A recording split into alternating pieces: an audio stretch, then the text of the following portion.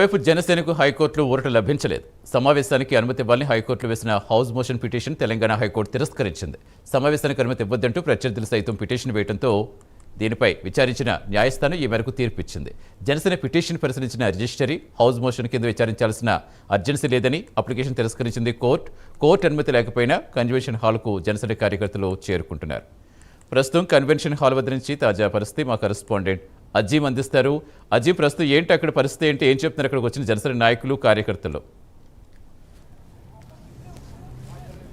ప్రస్తుతం మనం ఏదైతే గచ్చిబౌలి సంధ్య కన్వెన్షన్ హాల్ దగ్గర ఉన్నాం. ఏదైతే నవనిర్మాణ సభ సంకల్ప సభను ఏదైతే జనసేన ఇక్కడ నిర్వహించాలని చెప్పి భావించింది, కానీ నిన్న కూడా పోలీసులు ఏదైతే ఇక్కడ సభకు అనుమతి లేదంటూ నిరాకరించారు. అయితే ఈ నేపథ్యంలో ఈరోజు హైకోర్టుకు వెళ్ళి హౌస్ మోషన్ పిటిషన్ కూడా వేశారు. ఏదైతే సభకు అనుమతి ఇవ్వాలంటూ ఏదైతే కోరారు, కానీ హైకోర్టులో కూడా జనసేనకు ఊరట లభించలేదు. ఏదైతే హైకోర్టు కూడా ఏదైతే ఈ హౌస్ మోషన్ పిటిషన్ కూడా కొట్టివేయడం కూడా జరిగింది. అయితే ఇక్కడికి ఉదయం నుంచి కూడా కార్యకర్తలు, అభిమానులు, నేతలు, జనసేనకు సంబంధించిన సైనికులు అందరూ కూడా ఇక్కడికైతే ఒక్కొక్కరుగా చేరుకుంటున్నారు. కానీ ఇక్కడ వచ్చిన వారందరూ కూడా తిరిగి వెళ్ళిపోవాల్సిన పరిస్థితి ఏర్పడుతుంది. ఎందుకంటే ఇక్కడ సభ జరగడం లేదు అనే ఒక ఇన్ఫర్మేషన్ని ముందస్తుగానే ఇచ్చి వెహికల్స్కి కూడా లోపల అలో చేయడం లేదు. ఎందుకంటే ఇక్కడ పార్కింగ్ ప్లేస్ కూడా ఇబ్బందిగా ఉంది. సో ఎలాగో పర్మిషన్ లేదు సభకు. సో ఈ నేపథ్యంలోనే ఏదైతే అందరి వచ్చిన వారందరూ తిరిగి పంపిస్తాం. సో ఎక్కడెక్కడికి వెళ్ళో కూడా వస్తున్నారు. సో వారితో మాట్లాడించే ప్రయత్నం చేద్దాం. చెప్పండి, అసలు సభకు అంటే ముందస్తు ఎప్పటి నుంచో కూడా చెప్తున్నారు, కానీ పోలీసులు నిన్న నిరాకరించడము, పర్మిషన్ లేదని, ఈ రోజు కోర్టులో కూడా ఏదైతే హౌస్ మోషన్ పిటిషన్ వేస్తే కూడా దానికి సంబంధించి కోర్టు కూడా తిరస్కరించింది.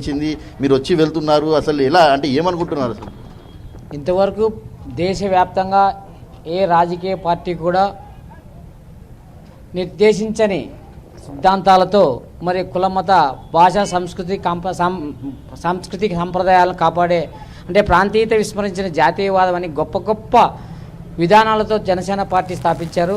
మరి ఈరోజు తెలుగు భాష మాట్లాడే రెండు రాష్ట్రాల మధ్య విద్వేషాలు రగిలించేదానికి ఈ జనసేన పార్టీ అనగదొక్కేదానికి మరి కొన్ని ఈరోజు పర్మిషన్ రద్దు చేయడం నిజంగా దురదృష్టకరం. మేము జనసేన పార్టీ పాకిస్తాన్దా, టెర్రరిజం పెంచి పోషించే పార్టీనా, మరి ఇంకొకటే మరి మేము తెలుగు ప్రజలతో పాటు ఈ భారతదేశ యువ ఖనిజాల మీద పుట్టిన పార్టీ జనసేన పార్టీ. ఈరోజు మీరు సభ జరగకుండా మామూలుగా పర్మిషన్ ఇచ్చింటే మేము జనసేన సిద్ధాంతాలను అయితేనేమి తెలుగు మాట్లాడే రెండు రాష్ట్రాల తెలుగు ప్రజల, తెలంగాణ ఆంధ్రప్రదేశ్ ప్రజల జీవన మనోభావాలు పంచుకొని జనసేన పార్టీ స్థితిగతులను మేము బేరీ చేసుకొని మరి జనసేన పార్టీని ముందుకు తీసుకెళ్లే వాళ్ళం. ఈరోజు మీరు సభకు అనుమతి ఇవ్వలేదంటే భారతదేశ యువత భవిష్యత్తును మీరు అడ్డుకుంటా ఉన్నారు. సామాన్య ప్రజల స్థితిగతులు మెరుగుపరిచే పార్టీని మీరు అడ్డుకుంటా ఉన్నారు. ఇది ఇంతటితో ఆగదు. జనసేన పార్టీ పవన్ కళ్యాణ్ గారు ప్రతి ఒక్కరి మదిలో, ప్రతి ఒక్కరి గుండెలో ఉన్నారు. ఈరోజు సభను అడ్డుకున్నంత మాత్రాన జనసేన పార్టీని కానీ పవన్ కళ్యాణ్ గారి కీర్తిని కానీ మీరు అడ్డుకోలేరు.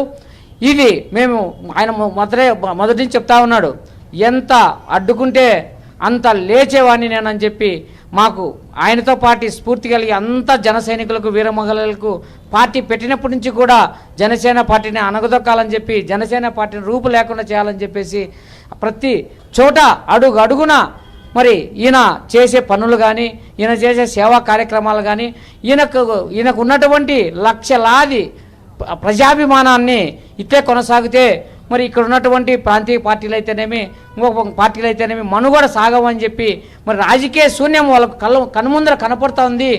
పవన్ కళ్యాణ్ గారిని ముందుకు నడిపిస్తే మరి మా రాజకీయ శూన్యాన్ని మేమే చూడవలసి వస్తుందని చెప్పి ప్రతి అడుగున అడ్డుకుంటా ఉన్నారు.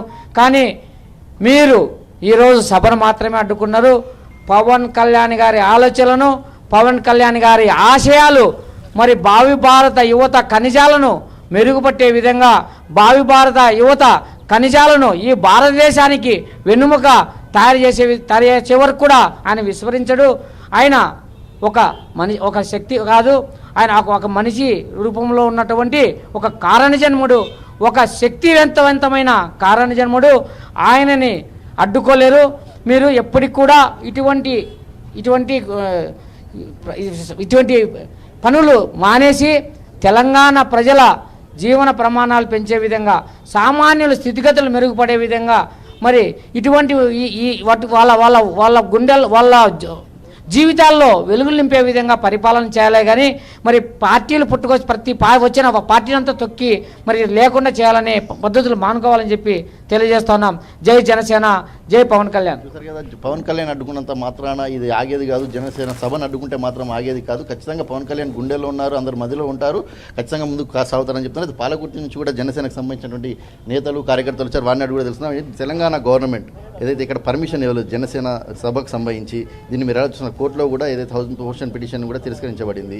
నిన్న చూస్తే పొన్నం ప్రభాకర్, అద్దంకి దయాకర్ వీళ్ళందరూ కూడా పవన్ కళ్యాణ్ క్షమాపణ చెప్పి రావాలి ఇక్కడికి అని చెప్పి కూడా కోరారు. ఎలా చూస్తున్నారు? అంటే మొత్తానికి అయితే ఈ విచిత్రమైన సంఘటన చూస్తే వాళ్ళని చూస్తే బాధ అనిపిస్తుంది. మాకు ఒక విధంగా మా సభను ఆపడంలో మాకు మేలే జరిగింది. ఎందుకంటే ఫ్రీ అడ్వర్టైజ్మెంట్ చేయడం, తెలంగాణలో జనసేన సమస్యలపైన ఎప్పటి నుండో పోరాటం చేస్తుంది. మా అధినేతను ఆపడానికి మరి వాళ్ళకి ఏ విధమైన అడ్డంకులు అనేది కూడా ఇప్పుడు జన సైనికులందరూ కూడా మేము పరిగణలో తీసుకుంటాం. మేము సమస్యల మీద పోరాటం చేస్తాం. మీరు ఆ 2000 మందితో పెడితేనే భయపడుతున్నారు. ఆయన అడుగు పెడితే 1,00,000 మంది కదులుతారు. జనసేన పార్టీ ఒక ప్రాంతానికో, ఒక రాష్ట్రానికో, ఒక ఆంధ్రప్రదేశ్ రాష్ట్రానికో సంబంధించింది కాదు. ఆయన భావాలు ఒక ప్రాంతానికి, ఒక రాష్ట్రానికి సంబంధించింది కాదు. ఆయన జాతీయ భావాలు. ఇక్కడ యువత ఆయన చిటికేస్తే కదులుతారు. ఈ లొటబీస్గాళ్ళు వచ్చి మాట్లాడుతూ మూతిపాలు రాలుతాయని ఒక మేధావి కవిత, కల్వకుంట్ల కవిత, కన్న తండ్రి 10 సంవత్సరాలు ఉంటే 10 సంవత్సరాలు కన్న తండ్రి ఏమో పెట్టి పోషించిండు, అన్నయ్య పోషించుడు. 10 సంవత్సరాలు ఆమె టీఆర్ఎస్ పార్టీలో ఉంటే నిజాయితీ గల పార్టీ అయింది. ఆమె బయటికి రావంగానే అది అపవిత్రం అయిపోతుందా? ఏ ఉద్యమంకు ముందు నీ దగ్గర ఎన్ని డబ్బులు ఉన్నాయి, ఉద్యమం తర్వాత నీ దగ్గర ఏ డబ్బులు వచ్చినాయి, నీ చిట్టా మొత్తం బయటపడుతుంది. నువ్వు జైలు పోయినావు, పవన్ కళ్యాణ్ గారి పళ్ళు రాలగొడతావా? ఏ విధంగా రాలగొడతావు? నువ్వు నీకు ఏం మాట్లాడుతావు? నువ్వు ఎన్నోసార్లు కూడా చిప్పకూడు తిన్నా కూడా నీకు బుద్ధి రాలే. ఇంకోటి, మా పొన్నం ప్రభాకర్ గారు నీకు క్షమాపణ ఎందుకు చెప్తారు? నువ్వు ఏం చేసినావు తెలంగాణకు? నువ్వు ఇచ్చిన నీ కాంగ్రెస్ ప్రభుత్వం ఇచ్చిన 6 గ్యారెంటీలు ఏమన్నా అమలు చేస్తాలా? 420 హామీలు ఇచ్చి 420గా పరిపాలన చేస్తున్నారు. ఆంధ్రప్రదేశ్ కాదు, ఇది తెలంగాణకు సంబంధించిన యువకులు సంతోషంగా జరుపుకునే ఒక సభ్యత నమోదు కార్యక్రమం పైన దాని విషయంలో దీనికి మీరు వ్యతిరేకంగా మాట్లాడడం, ఇది ఒక మేము దీన్ని ఖండిస్తున్నాము. జనసేన యొక్క సమస్యలను ఇప్పుడు కూడా ఆపలేరు. మీ సమస్యలపైన రేపటి నుండి పోరాడతాం. చూసారు కదా, అయితే సభను అడ్డుకోవడం కూడా మంచిగా జరిగింది, పబ్లిసిటీ జరిగింది. ఖచ్చితంగా యువత మొత్తం కూడా పవన్ కళ్యాణ్ వైపే ఉన్నారు. సో కాంగ్రెస్ నాయకులు కావచ్చు, కవిత కావచ్చు, మాట్లాడే తీరు చూస్తే కూడా చాలా విచారంగా ఉంది అని చెప్పి కూడా ఏదైతే జనసేనకు సంబంధించినటువంటి నేతలు చెప్తున్నారు. Satish, right, thank you.